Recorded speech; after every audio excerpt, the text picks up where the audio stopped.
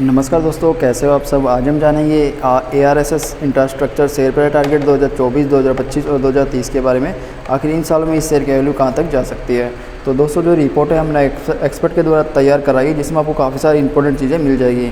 तो देखिए, रिपोर्ट में सबसे पहले दिया हुआ है कंपनी के बारे में जानकारी। जो कंपनी की जर्नल चीज़ें होती है वो सब आपको देखने मिल जाएगी। पर दोस्तों, हम इन जर्नल चीज़ों की बात नहीं करेंगे, हम बात करेंगे सिर्फ इन सालों में शेयर की कीमत में होने वाले टारगेट वैल्यू की। अगर आप इसे चेकआउट करना चाहते हो, इसकी लिंक है जो डिस्क्रिप्शन में दी हुई है, वहाँ से जाके आप इन सब चीज़ों को देख सकते हो।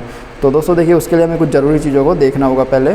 तो सबसे पहले पिछले 5 सालों में शेयर की कीमत में हुए बदलाव। तो जैसा कि हम देख सकते हैं, 13 अगस्त 2018 के दिन कंपनी की शेयर की वैल्यू 23 रुपीज़ के आसपास ट्रेड कर रही थी और 14 अगस्त 2023 के दिन यह वैल्यू 19 रुपये के आसपास ट्रेड कर रही थी और महत्तम गई है 63 रुपये के आसपास। तो देखिए, इसमें और इसमें कितना बड़ा डिफरेंस आ चुका है। बड़ा तो ज़्यादा नहीं है, लगभग 2 से 3 गुना है।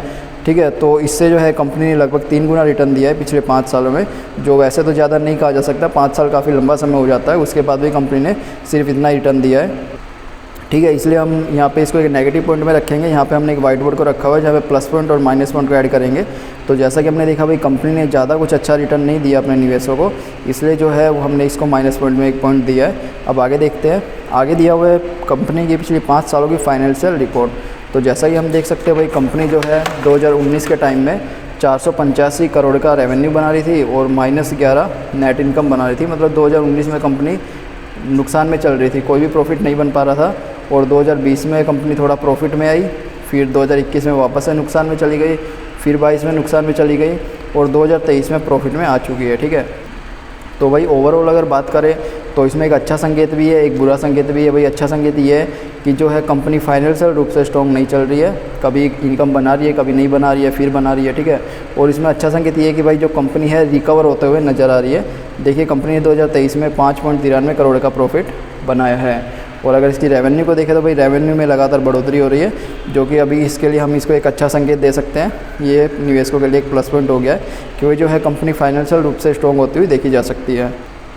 अब आगे बात आती है पिछले कुछ सालों में कंपनी की संपत्ति में होने वाले फेरफार। कंपनी की संपत्ति यानी कंपनी के जो एसेट्स होते हैं, जैसे भाई कंपनी के इंडस्ट्रियल व्हीकल हो गए, कंपनी के ब्रांच हो गई, कंपनी के ऑफिस हो गए। ठीक है, उन सब चीज़ों का समावेश कंपनी के एसेट्स में होता है। तो 2019 में कंपनी के पास 1890 करोड़ की संपत्ति थी और 5 सालों के बाद यानी 2023 में ये संपत्ति बढ़कर हो गई 1592 करोड़। तो दोस्तों, बढ़ के नहीं हुई है, ये एकदम घट गई है।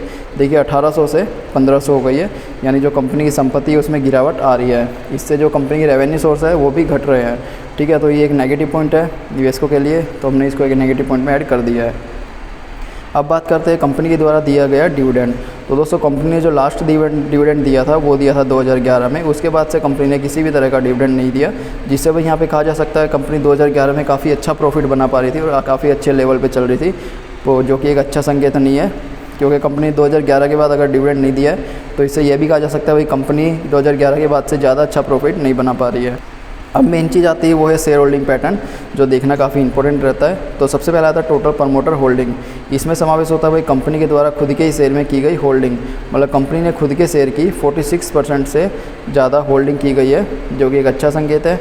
और इसमें से दोस्तों बात करें इसमें गिरवी रखने की, तो कंपनी ने इसमें से 11.64% के जो शेयर है वो गिरवी रखे हुए बैंक में, और बाकी 35% कंपनी के पास रहे हुए खुद के पास, जो कि भाई ये वैसे तो अच्छा संकेत नहीं माना जा सकता, पर प्रमोटर होल्डिंग अगर ओवरऑल देखें तो ये भी एक अच्छा संकेत माना जा सकता है।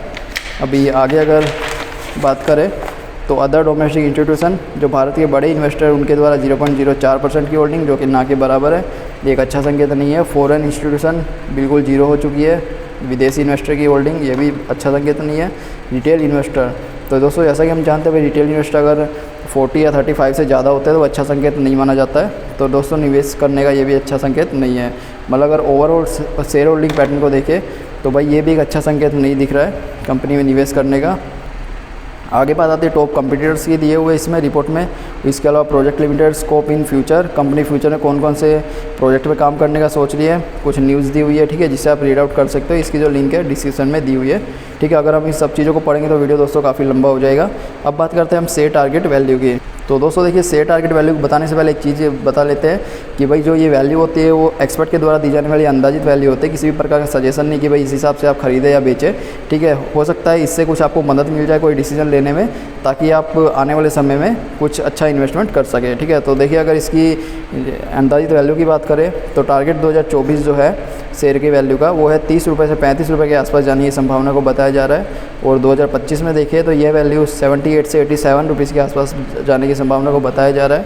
और अगर 2030 को देखें तो भाई ये वैल्यू जा सकती है, देखिए इसमें दिया हुआ एक्सपर्ट के द्वारा कि 2030 की वैल्यू अंदाजित बताना लगभग संभव नहीं होगा, क्योंकि दोस्तों जो अभी कंपनी जो है आने वाले समय कौन से प्रोजेक्ट पे काम कर रही है वो भी खुल के नहीं बता पा रही है। कंपनी रेलवे में काम करेगी, भाई कंस्ट्रक्शन में काम करेगी, इसलिए कुछ टाइम बाद ये जैसे ही अपडेट होगा हम इसकी जो वैल्यू है अपडेट करवा देंगे। ठीक है, इसके अलावा इसमें कंक्लूजन दिया हुआ है और FAQs दिया हुआ है, लिंक डिस्क्रिप्शन में, वहाँ से जाकर आप इसे चेकआउट कर सकते हो। तो दोस्तों अगर नेगेटिव पॉजिटिव पॉइंट की बात करें तो भाई हमें इसमें अभी एक पॉजिटिव पॉइंट देखने मिल रहा है और 4 नेगेटिव पॉइंट देखने मिल रहे हैं। ठीक है, तो इस हिसाब से आप इसमें इन्वेस्टमेंट कर सकते हो। जैसे जैसे हमें अपडेट मिलेगी आपके साथ भी हम अपडेट करेंगे। तो दोस्तों चलिए मिलते हैं नेक्स्ट वीडियो में। वीडियो को लाइक करें, चैनल को सब्सक्राइब करें।